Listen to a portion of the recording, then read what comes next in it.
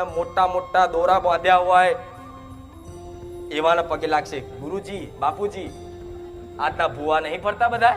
જો મારે કોઈથી વિરોધ નહીં હો. આ ચુંદડી હું ઓઢું છું એનું કારણ કહું તમને બધા. તમે તો અનુભવ હશે કે નહીં હોય. આ ચુંદડી ઓઢવાનું મારું એક જ કારણ છે કે આમની અંદર જે આસ્થા છે ને એ મારી બહુચર મેલડીની છે. નહીં મારા દીકરાને ઓળખતા, નહીં મારી વસ્તીને ઓળખતા, કે નહીં કોઈ બારે જા ગામ વાળાને ઓળખતા. દૂર દૂરથી 500 કિલોમીટર થી આયા. કેમ? માતાજીના દર્શન કરવા. તો મારે તમારા માટે હું ખુલ્લા મોઢે મારા દીકરાના મુખેથી બોલી શકું છું.